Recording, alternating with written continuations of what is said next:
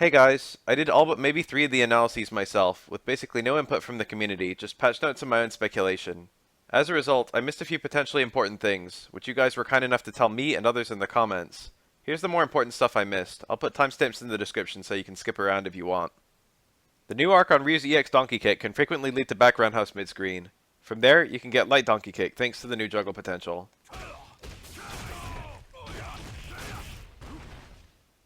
I found Birdie's Crouch Fierce Crush Counter into VS2 pop, but I didn't realize how lax the juggle state is. You can actually combo another Crouch Fierce.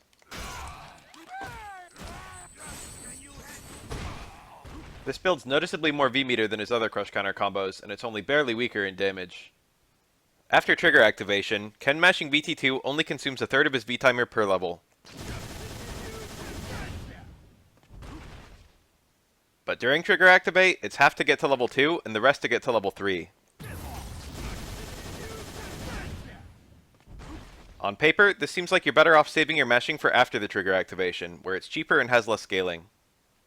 But Ken has a new option I should have mentioned. You can now do level 2 Shinryuken, then another level 2. This can be better for comebacks.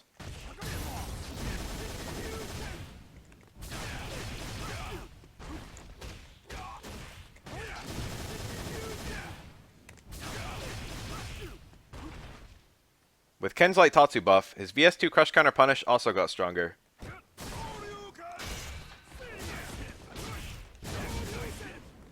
It builds more V-meter and does more damage than his similar VS1 stuff.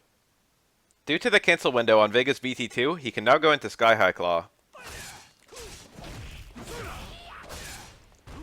This does a bit more damage than Slide, and gives you a potential side switch. I tested Necalli V-skill into Ground Pound and saw it didn't work. But I never tested the target combo version.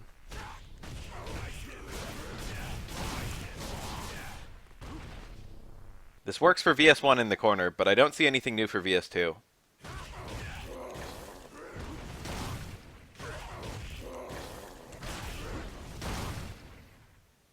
Due to the increased juggle potential on Stam Roundhouse, FANG has new VT2 Ryobenda juggles in the corner.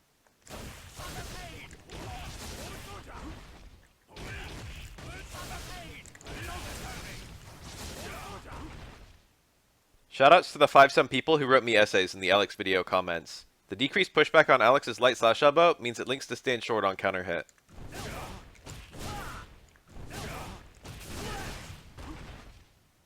Due to the knockdown from Stand Fierce, you can now get anti-air Fierce into EX Knee at high connects. Since slash elbows have longer knockdowns, Alex can do 2 dashes after medium slash elbow and still be plus. This helps Azoki's Emma a lot. Alex can now combo Stand Fierce into heavy slash elbow. This was already possible from Lariat, but it was restrictively difficult, and Stand Fierce is stronger anyway. This is especially good in the corner.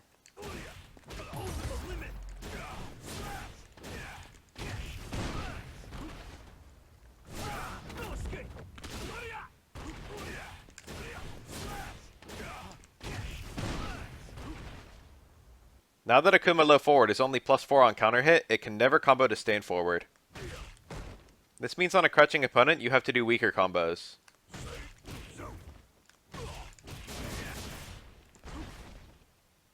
Akuma can no longer do VS1 kick into VS1 punch mid-screen. This combo wasn't used that frequently, but it did build more V-meter than any other combo he had, which could occasionally be useful. I mentioned that Kolin gets the best abuse out of V-shift in the game. This is probably true, but it messes her up in return. I didn't notice that V-shift can reliably be used against Hail, where it always triggers the slowdown. This means it always builds V-meter back and it's never punishable, in addition to avoiding mix-ups and potentially leading to Kolin eating a V-break. I did mention EX Abigail Punch goes into VT1 charge combos in the corner. However, this is also true for non-EX Abigail Punch.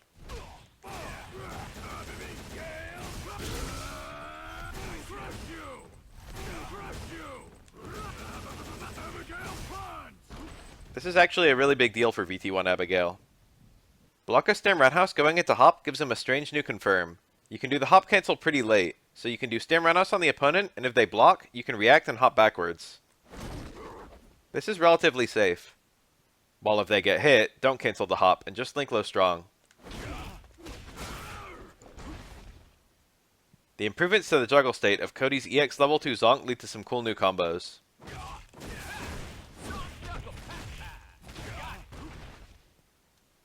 Kage low forward has a long cancel window, so it works as a raw hit confirm. Unfortunately, the only things that used to combo from a delayed cancel were Light Tatsu and his DPs. With the improved EX Tatsu speed, it works reliably here.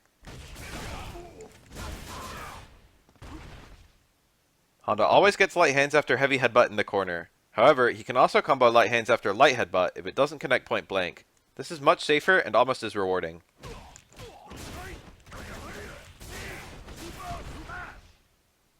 In the Lucia video, I mentioned the delayed low forward cancel only going to uppercut, but I totally forgot about VS1. Oops. The buff to Lucia's running V-skill getting taller was actually VS2 running V-skill. VS1 was already that tall.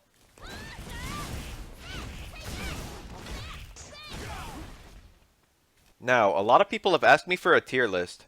I think it's really silly to try and do tier lists before the meta has settled down, but most of these characters didn't get super important changes, so I think I can give some reasonable guesses. Here's my tier list from Season 4. Yours might have been a little bit different, but that's okay. I think most people's tier list probably would have been similar overall. I made this simple chart for whether I think a character's changes help them or hurt them overall this season, and how much. Then, on my original tier list, I moved characters up and down a little bit based on this. Then I also moved characters up and down based on whether I thought they benefited or lost out from the addition of V-Shift. The final Season 5 tier list I made when I was all done looked like this. You guys can discuss this amongst yourselves in the comments, and if you ask me, I'll explain my reasoning for most of these characters. To get some of the obvious questions out of the way, yes, I think Urien, Rashid, and Akuma are still that good. I put Minot so highly because she's the best character who was actually buffed, whereas a lot of the previous characters above her got worse. Not to mention she loves V-Shift defensively and doesn't mind it offensively. Some of the characters are also super hard to place based on the mechanic changes. Zangief and Mika love V-Shift as a defensive option for themselves, but they hate people using V-Shift against their mix-up, so it's hard to say how much they benefited or lost out. Also, Ryu, Alex, Honda, Sagat, and Seth got overhauled so much that their final standing is really hard to place, so I just kind of guessed for all of them based on how strong their new kits seem to be. For Sagat and Seth in particular, I think they had a few incredibly significant changes which had a waterfall effect on the rest of their kit. You might notice that several characters appear to move down, even though I said they had no significant tier changes, for example Poison. This is because other characters who were previously below them got better. Don't put too much stock into the letters on the side, I just wanted to split them into top third, middle third, and bottom third, though I did try to order them within those tiers. SF5 is very balanced, so of course all characters are viable. As a final disclaimer, I can't account for meta shifts. For example, my main is Sakura, and she got changes that definitely helped her only a little bit.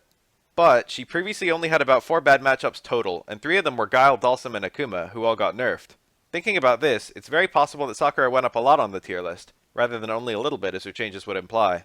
Anyway, take this tier list with a grain of salt, I'm just playing Theory Fighter. It'll be fun to look back on this in a year's time. Now that I've played this patch a lot, I do have some general thoughts. The main direction of the patch seems to be making heavy normals easier to whiff punish, and making bad V-skills better. Having heavy normals be easier to punish is a nerf to fishing for crush counters, but it's also a great incentive to use V-Shift, so if you armor a heavy you can get a punish on it even if they're far away. Improving V-skills seems to be in the interest of ensuring characters build more V-meter across the round, which also allows for more V-Shifts without sacrificing triggers. Definitely the patch seemed to buff a lot of rushdown characters while ignoring defensive characters, but this actually makes a lot of sense if V-Shift ends up being a really good reversal. Defensive characters get a new escape option to reset to neutral more easily, while mix-up characters have to deal with a new escape option that might break their existing core mix-ups. I really feel like this patch could bring the balance tighter than ever, so don't lament if it felt like your character didn't get much. As for V-Shift itself, I'll make a video on the mechanics sometime soon. Generally, I think the chances of you using V-Shift to get a punish are really low without some good reads and good matchup knowledge. However, the chances of a V-Shift letting you wake up safely are very high, so it seems to be a really good defensive option but not a great offensive option. Also, because you don't move backwards in the corner, it's a lot harder to use and easier to whiff punish, while V-breaks don't allow for a side switch. So V-Shift didn't undermine screen position as a resource at all in my opinion. I will say it's a breath of fresh air having V-Shift to just get out of Urien's mirror pressure on block, or dodge meaty flying Barcelonas from Vega. It's really good for killing momentum and robbery I think, which was one of the biggest complaints about SF5 as a whole. It really is a good defensive mechanic in my opinion, but you can't exactly spam it and it's not so good it replaces trigger and V-reverse. It seems balanced. Anyway, thanks for watching this series. I'm loving SF5 right now and I hope you all are too. Again, I'll be making a V-Shift video soon as well as a Dan Bread and Butter video, so stay tuned.